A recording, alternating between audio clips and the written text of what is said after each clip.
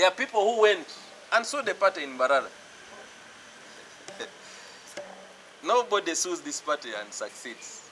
And I want to tell you, in the last election, in the last term of office, we won about 59 cases.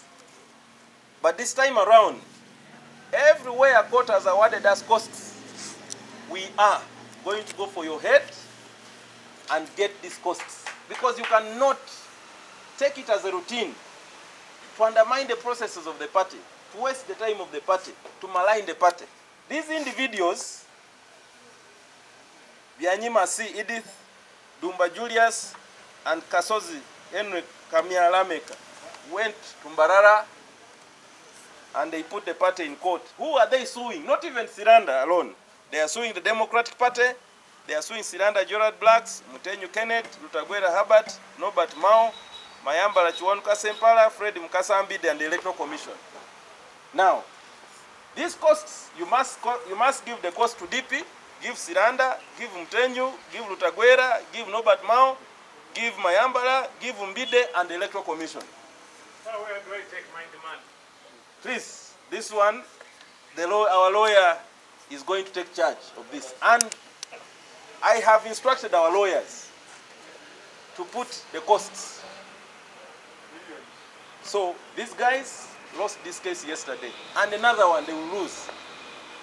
Because you cannot go with just plurally and then you think with hatred. These people have nothing. They only have hatred. They have no reason. All they have is hatred. And that can never win. So thank you so much to our legal team and our National Organizing Secretary, Honorable Lutagwera, and Honorable Imam Makumbi that were physically in court.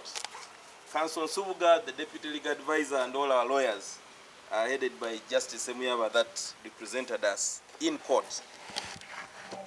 This week there is another case, and I believe we will also come back here with good news that the party has won. It's not these individuals or us that have won, it is the party that has won. And I think this will send a signal to all those who think that they can go into a line of legal gymnastics and court to derail us from working. I think this is a good idea, and whoever has an idea like that. This is the instruction from court. It's not an instruction from Siranda. Once you go to court, you expect there are consequences. The party has spent money. The money which the party would have used to support and rebuild branches. The money which the party would have supported candidates all across. It is costly to go to Mbarara and come back. And I'm telling you, these same groups have put cases, several case after case. You know, even at the very court, they were saying they want to appeal. You can see the spirit. So for us, it's not about we. It's about the court. And once the court takes a decision, it's binding. And maybe it will be a lesson to some of these individuals. DP is bigger than a candidate. DP is bigger than me. It's bigger than all these people that are suing the party. First of all, inside, we at a time when we are supposed to be mobilizing ourselves to run, encourage candidates. Somebody goes to court and say, "Akukasiranda tekasobola kusigning up papula zange." You know, somebody runs and says there is no real. You know, are you encouraging people to run for your party? So it is not about me. And I think all those, there are also rulings from some people who have even crossed them. There was a case of Kabuzi Semwanga, someone, we are going to demand for all the costs that court has awarded this party. Because it's not me, it is for the party. The court also awarded us cost on the Galiko Chiwanuka case. You know, we are going to look for all that money. There are several monies that court has awarded the party. It's not me, because we use the resources of the party to fund these processes. For instance, I was on duty. I was in Albania. I had to fly back. I use money to go and maintain these cases. So these people should not only think that we are only here to run as DP. We also have other things. When you tarnish the name of a person, you know, it's credibility that you're dealing with. So for me, this is going to be a lesson, and the court has decided. If court thought that it was court, in many cases, court has also said everybody should fund their own bill. So for me, this is going to be a lesson, and I want to insist that we go with what court has said. It's not about you as an individual, but it's about the party. Maybe that is going to be a lesson for me tomorrow if I want to go through the same processes. I am not saying that I don't disagree with this party. There are many things I don't agree with, but as a party, what do? I have decided to belong to this party. Therefore, if I disagree, our constitution says exhaust the internal remedies. There are processes in our party. If you have grievances, if you don't believe and agree in something, there is a process that you can go through to address you. But you cannot just run to court. In fact, me, as Firanda, I am going to propose even strange and very difficult ideas I have. My own ideas. Doesn't mean that they are for the party. I will first sell them before the party leaders, and once they buy, we want to deal with these cases once and for all.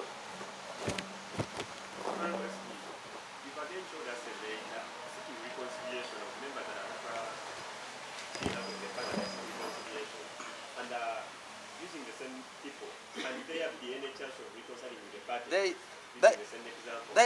There is room for people to reconcile, and the process is open. It is under this spirit that I'm telling you, we are reaching out to the MPs, I've been calling them. It's this same spirit. And of course we want to separate this. The party reigns higher than a lot of these initiatives. So, this does not mean that we are closing the door for engagement. Constructive engagement has been our theme. We are open to all engagements of the party, because I am telling you, I am smaller than the party. The party will continue to exist. Nobody is bigger than the institution. So it is our policy. We cannot continue talking about dialogue when we cannot encourage that within our party members. This is an open olive branch invitation to all those that are seeking to come to the party. But remember that the party will not change its rules to fit you. When you come to the party, you follow the party. We, as Christians, I am a Christian. My other duties when I'm not talking about this, I am busy teaching the gospel. You can repent, but you follow the Bible. The Bible will never twist and change to follow what you want.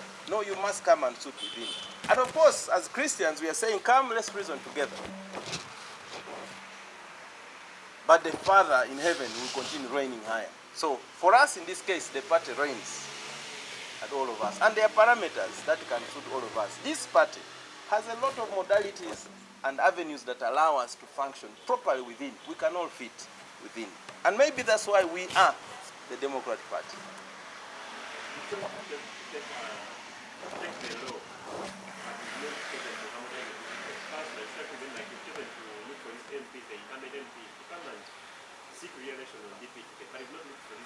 No, these are, in fact, if we were bad, a person who was caught here and is a candidate wouldn't have crossed the gate. But the other day they were here. This is their home, but the home has rules. We have continued to receive aspirants, but I think to start with, we had a nomination for Local Council 5 that ended on Friday. In a lot of places, many of our candidates were denied nominations because the electoral officials there said that the system had turned off. I have since written a petition to Electoral Commission specifically for the district of Palisa, where the candidate appeared at about 3. They told the candidate that some signatures were not enough. The candidate gathered more because he had more. The returning officer there only managed to check at 6 sub-counties and told the candidates that the system had turned off. And in fact, that presiding, the electoral officer there was more political, started telling our candidates, maybe you could run for president, there is still a chance. You could go and nominate for parliamentary, there is still a chance. When you have an electoral official who becomes a politician and undermines the goodwill of the political party and the candidate that has labored, because the candidate knew that there was presidency, there was MP, but the candidate offered himself for LC5. So, Mr. Gwapit, I have petitioned the Electoral Commission because now that ceases to be a candidate. This was a candidate funded by the party. There is another candidate in Buyende. The candidate appears. He even receives a message that your pre-verification is done. Along the way, the Electoral Commission, electoral official at the districts, tells the candidate the system is off, you can go and be nominated in Kampala. And I am told this did not only happen to DP, several other opposition candidates. No wonder there are people celebrating that they went and opposed. We had a candidate in Ruchiga as well, who was turned down. There was a candidate in Kabale, who also the electoral officials played the game. So we believe that the tribunal at Electoral Commission will harmonize on a lot of these issues, and they have capacity to make sure that these other candidates are nominated. The nomination for local council municipal level is still going on. It started yesterday.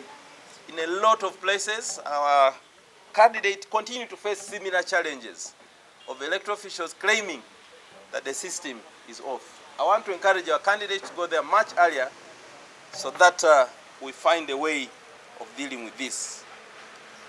In this Mbale area, some candidates were turned away yesterday on claim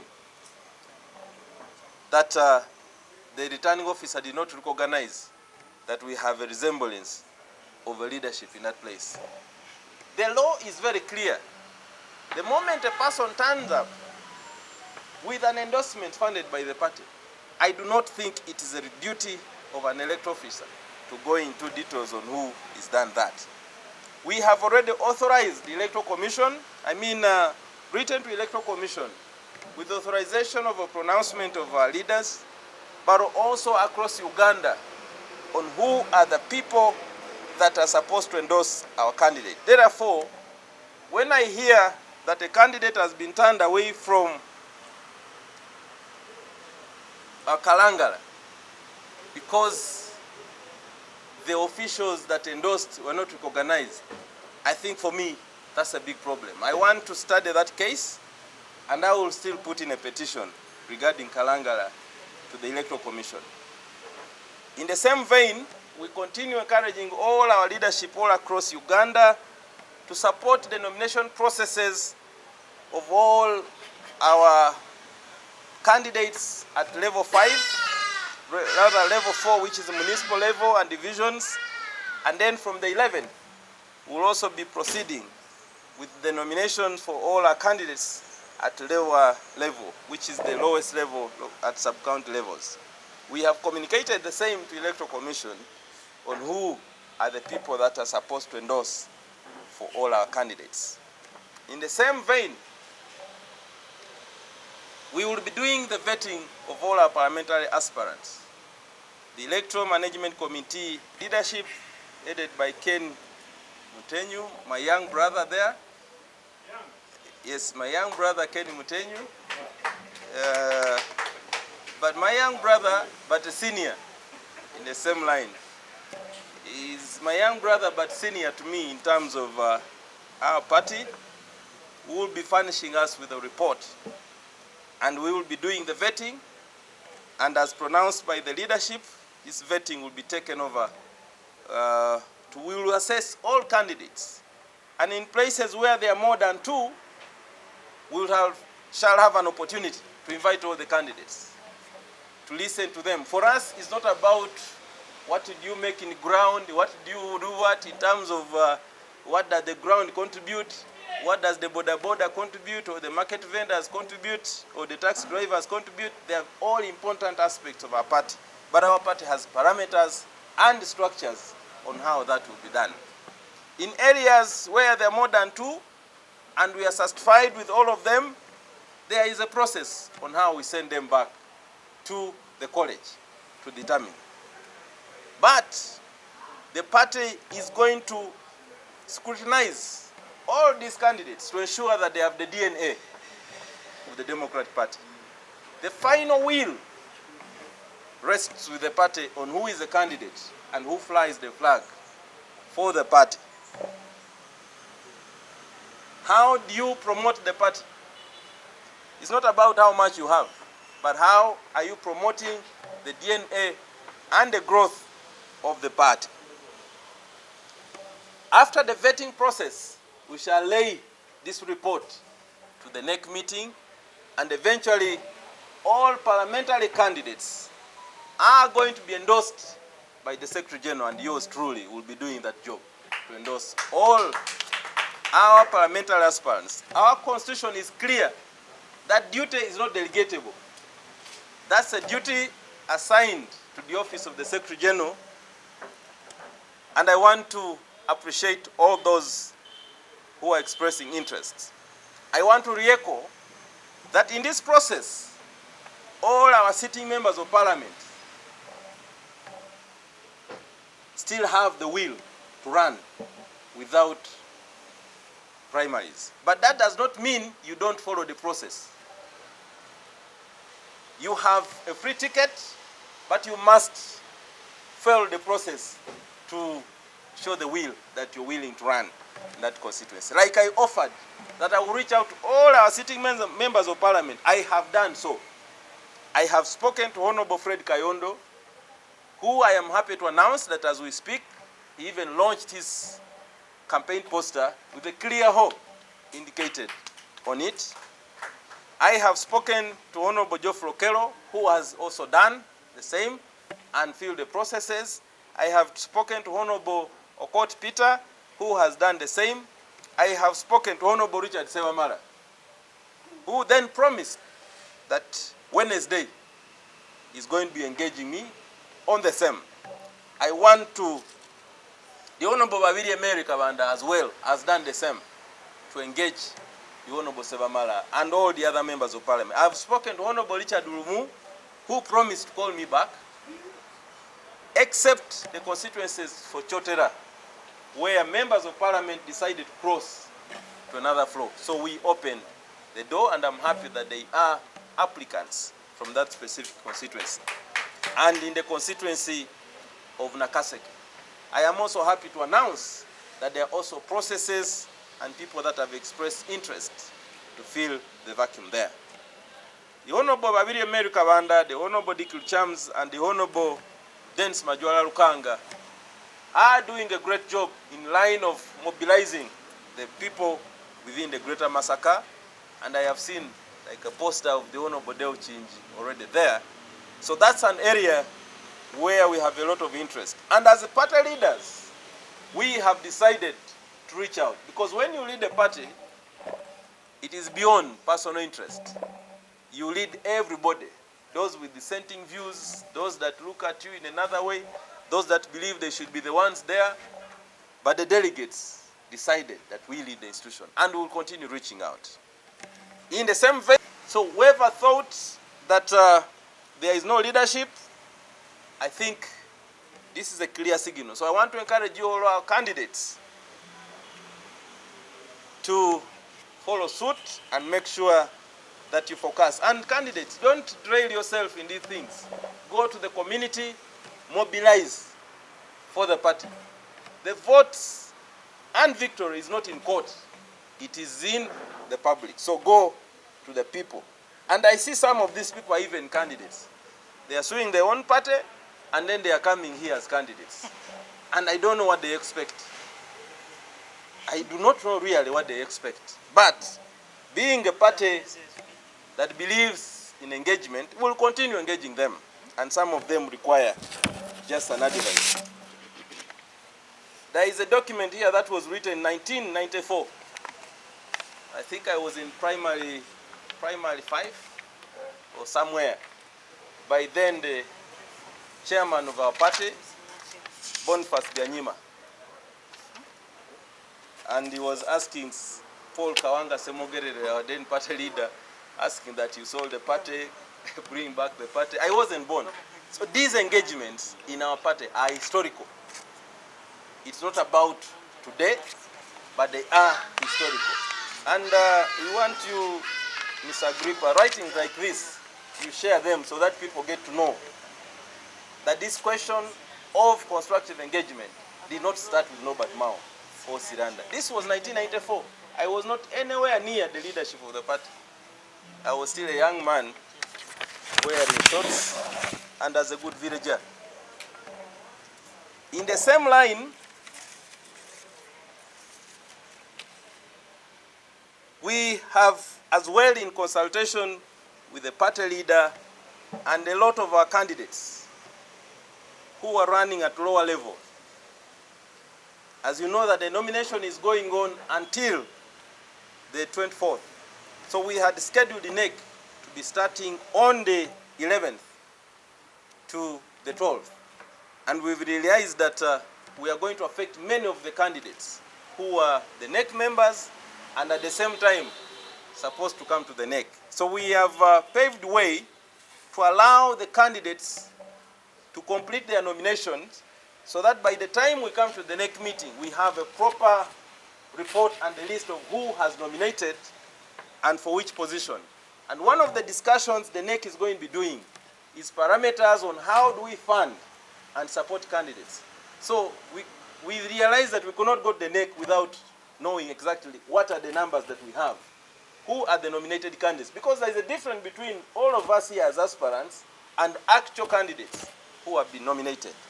In the same vein, we want to go to the NEC with a report from the Electoral Management Committee, but also with the vetted candidates. How many candidates do we have? For instance, we have 205 candidates. The ones that have run so far. That's Parliament. We want to know from the 70, 80 from Buganda, how many have been vetted out. We want to know from the 60 from the north, how many have been vetted out. The 43 from the east, how many have been voted out. And of course, the western with 33. This is the highest number of parliamentary candidates for the last, since multi-party dispensation returned in 2006, we have received from Western Uganda. The highest number of parliamentary candidates we have received in Western Uganda. So we want to go to the NEC and give the NEC the responsibility to say, this is the burden you have. In terms of nomination fee, remember 3 million. Our party pays the nomination fees for every candidate. Of course, I've received a proposal from one member who was telling me that given the past experiences, we ask candidates to nominate themselves and then we refund. But that's a discussion for the NEC. So we want to go to the NEC with a clear, definite numbers of the burden we have ahead of us in terms of funding of candidates, starting with nominations. Because you cannot talk about funding a candidate without nominating them. You want to know how many candidates have been nominated in the same vein. So we will know, by the time we go to the NEC, we shall know how many candidates we have for parliamentary, how many candidates we have for local government, how many candidates we have for municipal council, and how many candidates we have for sub-county at the sub-county levels, so that we plan better knowing that we will be doing the same. I want to send and call upon the chairpersons and regional representatives. We still miss some signatures supporting our parliamentary candidates. We call upon you, honorable colleagues, across the districts and your regions to send us the signatures for endorsement and supporting of our presidential candidate. And we want to go to the NEC meeting when we are definite on the exact figure of what we've done.